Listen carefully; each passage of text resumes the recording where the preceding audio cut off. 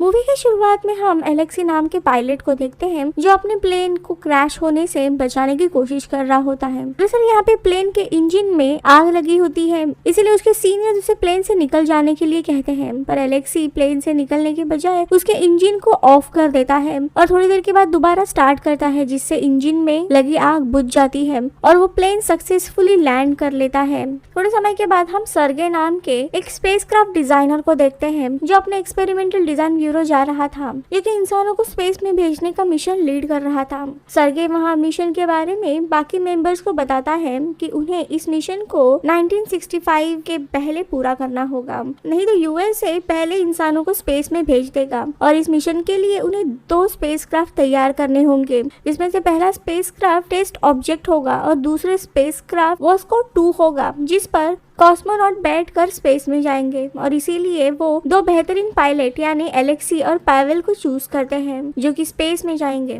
अब अगले सीन में हम एलेक्सी और पावेल को प्लेन में बैठे हुए देखते हैं जहां दोनों स्काई डाइविंग कर रहे थे। वो आपस में ही बात कर रहे होते हैं कि आखिर उन दोनों को स्पेस में जाने के लिए क्यों चुना गया है। इसी बीच में एलेक्सी अचानक प्लेन से बाहर कूद जाता है। इसके बाद पावेल को भी प्लेन से कूदना पड़ जाता है। पावेल अब स्काई डाइविंग करते हुए एलेक्सी के पास पहुंचता है, जिसके बाद दोनों अपने पैराशूट को खोलकर लैंडिंग करते हैं, लेकिन लैंडिंग के दौरान पावेल के पैर पर चोट आ जाती है, जिससे उसे हॉस्पिटल में एडमिट करना पड़ता है, जिससे कि मिशन में अभी काफी प्रॉब्लम आने वाली थी। इसीलिए क्रू का हेड निकोलाई काफी भड़के हुए रहते हैं, लेकिन तभी एलेक्सी निकोलाई को बताता है कि इसमें पावेल की कोई गलती नहीं है, बल्कि वही प्लेन से पहले कूदा था, जिसके बाद पावेल को भी मजबूरी में कूदना पड़ा। लेफ्टिनेंट फिर एलेक्सी को बताते हैं कि वो इस मिशन को डिले नहीं करना चाहते, इसीलिए उन्होंने पावेल के बदले में एक नए पायलट येव को इस मिशन के लिए चुना है, जिसे सुन एलेक्सी काफी निराश होता है। एलेक्सी फिर पावेल से मिलने हॉस्पिटल जाता है, जहां वो स्ट्रेचर पर एक हेवी मेटल बॉल को बंद कर पावेल को उसे अपने पैर से लिफ्ट करने के लिए बोलता है ताकि वो जल्दी से ठीक हो। पावेल उसकी बात को मानकर बॉल को लिफ्ट करने की कोशिश करता है, लेकिन तभी बॉल की रस्सी टूट जाती है और उसका पैर बेड पर ही गिर जाता है, जिससे उसे बहुत ही ज्यादा दर्द होने लगता है। पावेल फिर गुस्से में एलेक्सी को वहां से जाने के लिए कहता है। अब अगले दिन एलेक्सी और ये अपना स्पेस सूट को पहनकर अपनी ट्रेनिंग शुरू करते हैं, जहां पे वो जीरो ग्रेविटी में एयरलॉक के अंदर घुसने की प्रैक्टिस करते हैं, लेकिन ये स्पेस सूट कंफर्टेबल नहीं होता, इसीलिए एलेक्सी जनरल सर्गे को खुद का बनाया हुआ स्पेस सूट डिजाइन दिखाता है, लेकिन साइंटिस्ट उसकी इस आइडिया को पूरी तरीके से डिस्कार्ड कर देते हैं क्योंकि वैसा सूट बनाने के लिए लगभग 2 साल जाएंगे और उन्हें जो सूट है वही यूज करना होगा। तो ही दूसरी तरफ पावेल काफी मेहनत कर रहा होता है ताकि वो इस मिशन पर वापस आ सके और अपने पैरों की एक्सरसाइज कर रहा था, लेकिन डॉक्टर उसे वार्न करते हैं कि वो ऐसा ना करे, लेकिन फिर भी वो उनकी बात नहीं मानता और कुछ समय के बाद वो हॉस्पिटल से डिस्चार्ज होता है और काफी मेहनत करने के बाद दोबारा अपने टीम ज्वाइन करता है।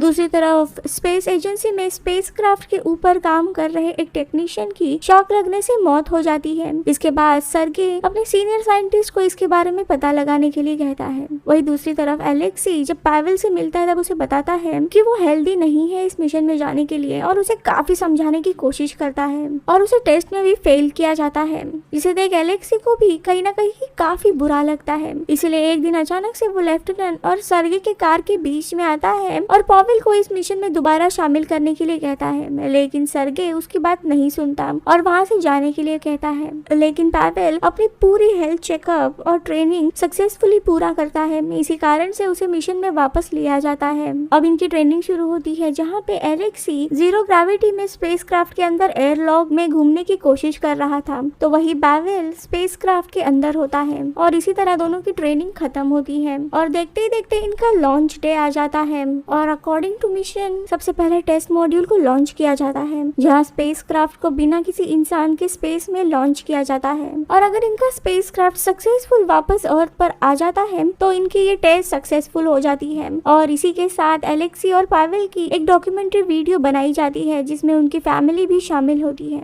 अब थोड़ी देर के बाद जब स्पेसक्राफ्ट स्पेस में पहुंचता है तब साइंटिस्ट को स्पेसक्राफ्ट से सिग्नल मिलना बंद हो जाता है, जिस वजह से मिशन को डिले करना पड़ता है। तो वही दूसरी तरफ हम सर्गे को देखते हैं जो एलेक्सी और पावेल से मिलने होटल आता है। वो वो उन्हें बताता है कि वॉस्को 2 को लोगों के साथ लॉन्च करने में काफी जोखिम भरा है, इसीलिए वो वॉस्को 2 को बिना किसी इंसान के स्पेस में लॉन्च करेंगे और साथ ही वो दोनों 1 साल बाद एक नए स्पेसक्राफ्ट और बेहतर टेक्नोलॉजी के साथ स्पेस में जाएंगे। एलेक्सी ये बात सुन निराश होता है और फिर उससे कहता है कि जब वो 3 साल का था तब वो निमोनिया से मरने वाला था और इसी दरमियान किसी कारण से उसके पिता और पूरे परिवार को स्टेट के एनिमी डिक्लेयर कर दिया गया था। तब पड़ोसी ने उनका फर्नीचर, घर, राशन उनसे छीन लिया था, जिस वजह से उन्हें लंबे समय तक सड़क पर रात बितानी पड़ी थी और उस वक्त उनकी माँ प्रेग्नेंट थी। लेकिन इसके बावजूद उन्होंने सभी मुश्किलों का सामना किया और वे लोग आगे बढ़ते रहे और आज काफी अच्छी जगह पे हैं। और आगे वो अपने सीनियर को कहता है कि हमें ये मिशन डिले नहीं करना चाहिए। पावेल फिर एलेक्सी का साथ देते हुए सर्गे से कहता है कि वो दोनों जोखिम लेने के लिए तैयार है। फिर जिसके बाद सर्गे उन्हें स्पेस में भेजने के लिए मान जाता है और फिर अगले दिन यानी 18 मार्च 1965 को एलेक्सी और पावेल को वॉस्को 2 के लॉन्चिंग स्टेशन पे पहुंच जाते हैं, जहां उनका स्वागत किया जाता है और फिर दोनों भी स्पेसक्राफ्ट में बैठते हैं। जिसके बाद स्पेसक्राफ्ट को लगभग 10 बजे लॉन्च किया जाता है और देखते देखते लॉन्च के बाद स्पेसशिप अर्थ के ऑर्बिट में पहुंच जाता है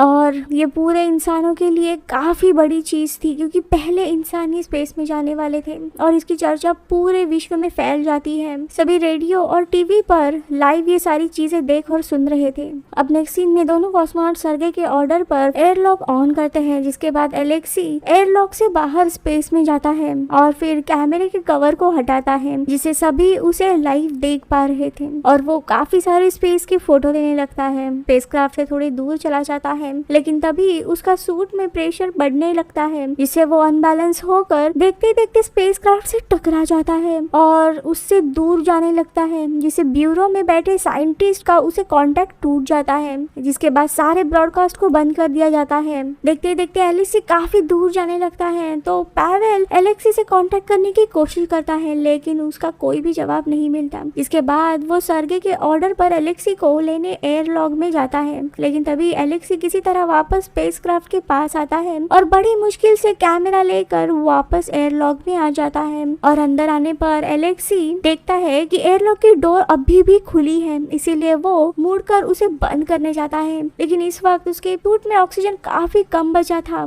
जिस वजह से वो बेहोश हो जाता है। पावेल फिर एयरलॉक में आकर एलेक्सी को वापस स्पेसक्राफ्ट में लेके आता है और उसे होश में लाता है और इसी तरह दोनों भी बच जाते हैं। ये लोग वापस सर्गे से कांटेक्ट करते हैं। सर्गे ने देख काफी खुश होता है और वो दोनों कॉस्मोनॉट से स्पेसक्राफ्ट से एयरलॉक को अलग करने के लिए कहता है और ये दोनों भी उसे अलग कर देते हैं। सर्गे फिर उनसे कहता है कि स्पेसक्राफ्ट लैंडिंग जोन में जाने से पहले 15 चक्कर लगाए, जो कि लगभग 22 घंटे होंगे, इसीलिए वो अभी आराम कर सकते हैं। अब ये लोग आराम करने जाते हैं और हम 20 घंटे के बाद देखते हैं, जहां हम देखते हैं कि स्पेसक्राफ्ट में कहीं से ऑक्सीजन लीक हो रहा था और जब कॉस्मोनॉट को इसका पता चलता है तब वो ब्यूरो में इसकी खबर देते हैं। जिसके बाद सर्गे उनके स्पेसक्राफ्ट की लाइट ऑफ करने के लिए कहता है, क्योंकि वहाँ हवा के बदले में प्योर ऑक्सीजन होती है, जिससे आग लग सकती है। थोड़ी देर जांच करने के बाद सर्गे उन्हें बताता है कि वहाँ कोई छोटी दरार है जिससे ऑक्सीजन लीक हो रही है, लेकिन कंप्यूटर सिस्टम ने इसका पता लगा लिया था और ऑटोमेटिक एयर को पंप करना शुरू कर दिया है। डिटेक्टर को उन्हें खुद ही बंद करना होगा।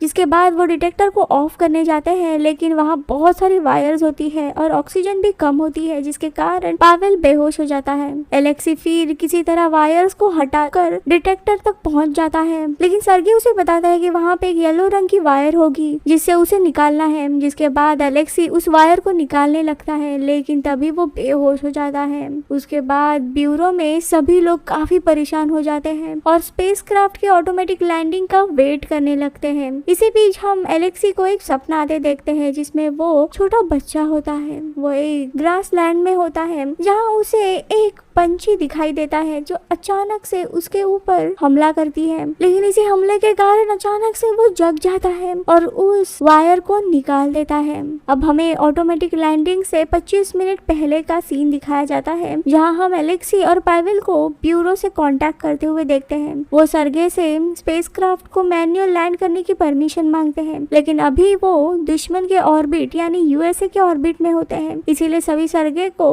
उन्हें ऐसा करने से मना करता है। लेकिन सर्गे उन्हें ऐसी स्पेस में नहीं छोड़ना चाहता था, इसीलिए वो परमिशन दे देता है। जिसके बाद वो स्पेसक्राफ्ट को अर्थ के डायरेक्शन में मैनुअल सेट कर उसका इंजन स्टार्ट कर देता है। इसके थोड़ी ही देर बाद वो अर्थ के ग्रेविटेशनल फोर्स में पहुंच जाता है। इसके बाद वो स्पेसक्राफ्ट से इंजन को अलग कर देता है और फिर देखते ही देखते अर्थ की ग्रेविटेशनल फोर्स स्पेसक्राफ्ट को अपनी ओर खींचने लगती है, जिससे स्पेसक्राफ्ट पूरी तरह से जलने लगता है और बहुत ही स्पीड से अर्थ के एटमॉस्फेयर में एंटर करता है, मेट्रॉइड की तरह। इसके बाद अब बस कैप्सूल बची होती है। इसके अंदर दोनों भी कॉस्मोनॉट होते हैं। कैप्सूल ऑटोमेटिक अपने पैराशूट खोल देती है और सोवियत यानी रशिया में यूरल माउंटेन में लैंड हो जाती है और सेटल होने के बाद दोनों भी कैप्सूल के बाहर आते हैं। अब हम लैंडिंग के 3 घंटे के बाद देखते हैं, जहां हमें दिखाया जाता है कि गवर्नमेंट दोनों कॉस्मोनॉट को ढूंढना शुरू कर देते हैं। वही दूसरी तरफ एलेक्सी और पॉवेल किसी अनजान जगह पे थे, जहाँ पे वे लोग आग जलाते हैं और ट्रांसमीटर से ब्यूरो में सिग्नल भेजने की कोशिश करते हैं, लेकिन सिग्नल उन्हें मिलने के बजाय एक रेडियो फैन को मिलता है जो कि शैकलिन आइलैंड पर होता है। वो सिग्नल डिकोड करता है, तब उसे पता चलता है कि ये सिग्नल उन 2 कॉस्मोनॉट ने भेजा है। वही दूसरी तरफ एलेक्सी और पॉवेल को वहाँ पे 6 घंटे बीत चुके थे, लेकिन अभी तक सर्च टीम उन्हें ढूंढ नहीं पाई थी। इसीलिए ब्यूरो ने एक रिपोर्ट तैयार किया होता है जिसमें लिखा होता है मॉस्को 2 के लैंडिंग के दौरान पैराशूट मड में गई थी, जिसके कारण कॉस्मोनॉट की डेथ हो गई थी। वही दूसरी तरफ एलेक्सी थोड़ी दूर जाता है और आसमान में फ्लेयर गन शॉट करता है ताकि उन्हें कोई ढूंढ सके, लेकिन इसका कोई फायदा नहीं होता। इसीलिए वो वापस पावेल के पास आता है। आसपास बर्फ के कारण काफी ठंड बढ़ चुकी थी। पावेल सो रहा था। अब देखते देखते 9 घंटे बीत चुके थे, इन्हें अर्थ पर लैंड कर चुके और कोई भी इन्हें ढूंढ नहीं पाया था। तो वही दूसरी जगह पे वो रेडियो फैन स्पेस एजेंसी में कॉल करता है और कॉस्मोनॉट की लोकेशन उन्हें दे देता है, जिसके बाद वो उस एरिया में सर्च कर रही टीम को हेलीकॉप्टर लेकर वहां जाने के लिए कहता है, लेकिन मौसम खराब होने की वजह से वो उन्हें ढूंढ नहीं पाते और उनके टैंक में फ्यूल भी काफी कम होता है। इसीलिए वो सर्गे को कहते हैं कि वो वापस आ रहे हैं, लेकिन तभी एलेक्सी इस हेलीकॉप्टर को देखता है और अपने फ्लेयर गन से आसमान में शूट करता है, जिसे वो उन्हें ढूंढ लेते हैं और उन्हें रेस्क्यू किया जाता है। अब अगले दिन वो सेफली एयरप्लेन से मॉस्को लैंड करते हैं, जहाँ सभी उनका स्वागत करते हैं और इसी तरह ये मूवी इधर खत्म होती है। ये दरअसल space walker movie Russian historical movie है जो कि 1960 में यूएसए और सोवियत और रशिया के बीच कोल्ड वॉर के दौरान इंसान कैसे पहले स्पेस में पहुंचे थे इसके रेस पर आधारित है और मूवी इधर ही खत्म होती है। Bye bye.